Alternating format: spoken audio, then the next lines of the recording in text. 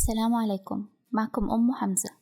اليوم هنعمل واحد من السندوتشات المشهورة، زنجر سوبريم أو زنجر الدجاج.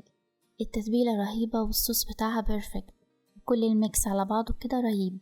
حبيت أوريكم قد إيه سهل إن الواحد لما يعرف التكنيك أو الخلطة وشوية الإضافات اللي بتخلي الساندوتش طعمه حلو يعرف يعمل أكل بالبيت أحلى من المطاعم. ويلا نشوف طريقة التحضير. دلوقتي هبدأ أحضر تتبيلة الفراخ. في بولة هضيف 3 معالق كبيرة من صويا صوص،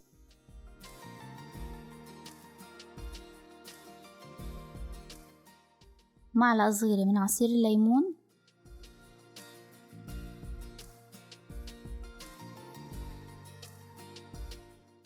ومعلقة كبيرة من الصلصة الحارة أي نوع انتوا بتحبوه أو بتفضلوه،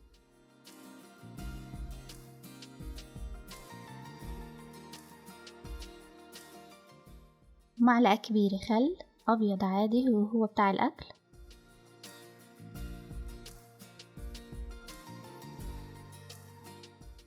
معلقة صغيرة سكر،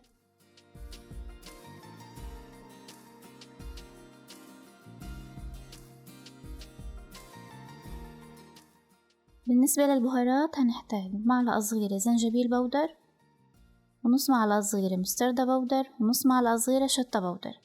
الشطة هو الزنجر بيبقى حار فممكن تضيفي أكتر لو حبيتي، والمستردة ما تزوديش عن نص معلقة عشان طعمه بيبقى ممرر شوية.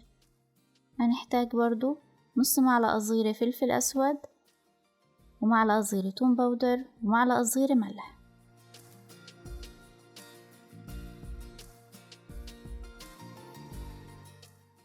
ما تستغنوش عن المستردة، هي مهمة جدا في خلطة تتبيلة الفراخ عشان بتديها طعم مميز. هنبدأ نخلط بقى كل التتبيلة مع بعض لغاية لما تتجانس، وكل الحاجات اللي فيها أو التتبيلات اللي فيها كلها تدوب مع بعض.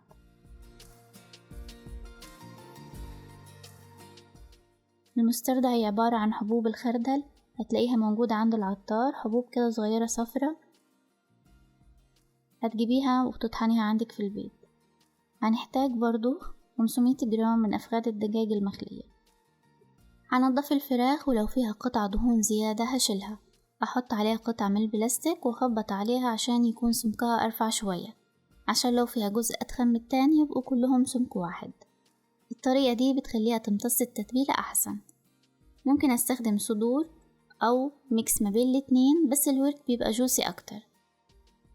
حطيت قطع الفراخ وخلطت كل حاجة لغاية لما اتغطت كل قطعة كويس بالتتبيلة.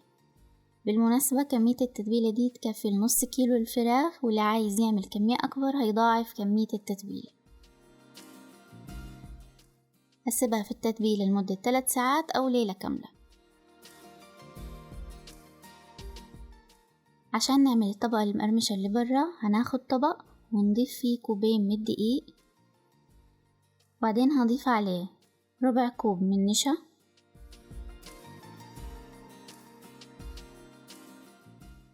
أما التوابل اللي هستخدمها هستخدم نص معلقة صغيرة مستردة بودر، ونص معلقة صغيرة بيكنج بودر، ونص معلقة صغيرة فلفل أسود.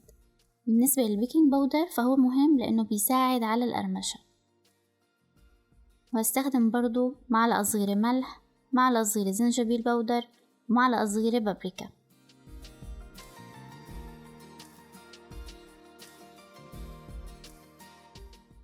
دلوقتي هخلط الدقيق مع التوابل كلهم مع بعض لغاية لما كل مكونات تتجانس معايا.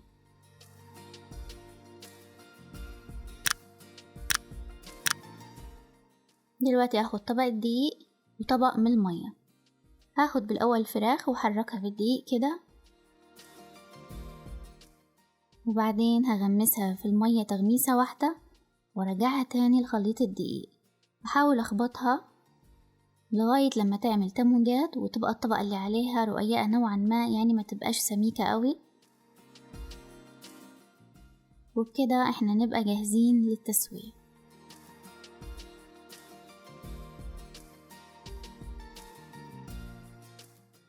جنبي طاسة فيها زيت هيكون سخن على درجة متوسطة، بالنسبة للناس اللي عندها ترمومتر ممكن يكون درجة حرارته 180.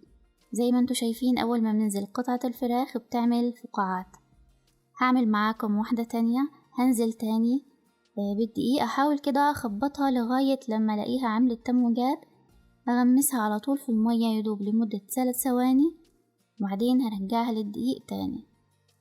هنا بقى هخبطها أكتر، يعني لغاية لما تعمل عندي التموجات اللي احنا عارفينها في الزنجر.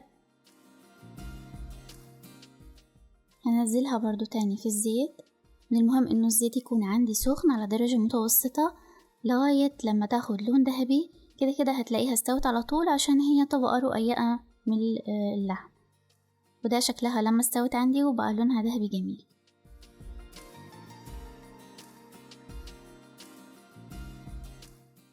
نيجي بقى دلوقتي لصوص الزنجر اللي بيبقى طعمه كريمي وسبايسي شوية.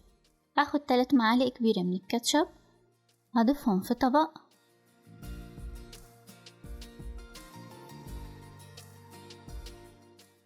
وبعدين هضيف عليهم معلقتين كبيرة من المايونيز.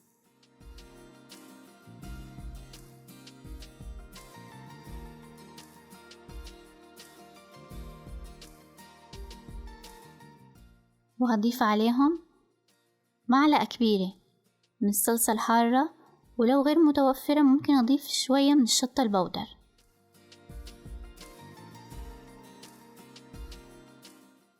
هضيف لهم برضو فص ثوم مفروم ناعم وشوية من الملح. الملح على حسب الذوق، ممكن نبدأ بكمية صغيرة وندوق، ولو احتاج هنزود شوية. هقلب كويس كله مع بعض، هيبقى لونه صوص بينك فاتح شوية. هنقعده في التلاجة يبقى أحسن، بيبقى طعمه أحلى. وده شكله ولونه وقوامه النهائي. ودلوقتي هنيجي لجزء بناء الساندويتش. هجيب العيش الأول، بعدين هغطيه بشوية من الصوص اللي حضرناه، وبعدين هبدأ أرص عليه الخس.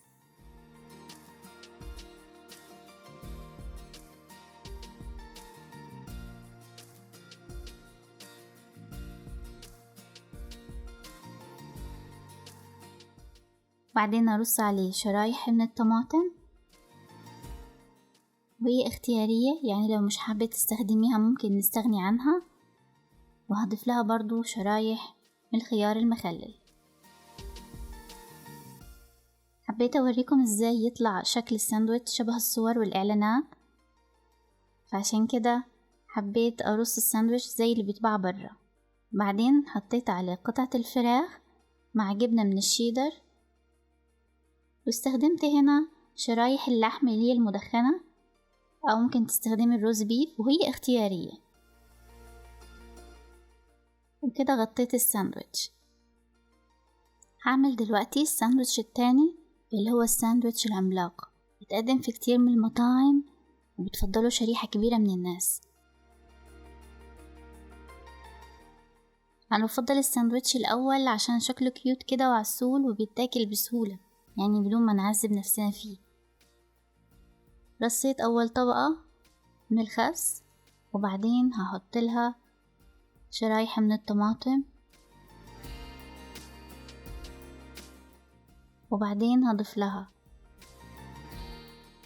شرايح من الخيار المخلل. وكل ده اختياري، يعني لو حابة تضيفي شرايح الخيار أو حابة تضيفي شرايح الطماطم. هي أصلا في الساندويتش الأصلي مفيهوش شرايح طماطم، بس أنا حبيت أضيفه.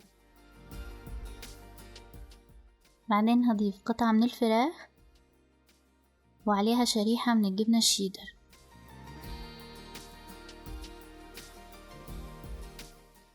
وبرضو ضفتله شرايح من اللحمة المدخنة أو اللي هي اللانشون أو الروز بيف اللي تحبيه يعني. أخدت القطعة التانية لعيش البرجر اللي هو الجزء اللي بيبقى تحت، وحطيته فوق، وبرضو دهنته بنفس الصوص اللي احنا عملناه مع بعض، وحطيت عليه قطعة من الفراخ وشريحة من جبنة الشيدر، وعليها برضو شرايح اللحم اللانشون. وخلاص كده غطيت الساندويتش وبقى جاهز عندي، وده شكله النهائي. طعم الفراخ المقرمشة مع الصوص حلو جدا وأحلى من الجاهز، والفراخ بتفضل مقرمشة حتى لما بتبرد. قدمي الساندوتش ده جنب بطاطس مقلية ومشروب غازي بتحبيه، كده تكوني عملتي أحلى وجبة بتعشقها الأطفال والكبار برضو. جربوه، متأكدة إن شاء الله إنه هيعجبكم. وبكده وصفة النهاردة بتكون خلصت. لأي سؤال أو استفسار راسلوني على وسائل التواصل موجودة بصندوق الوصف. ولو الفيديو عجبكم ياريت تدعموني لايك، سبسكرايب، وفعلوا زر الجرس عشان يوصلكم مني كل جديد.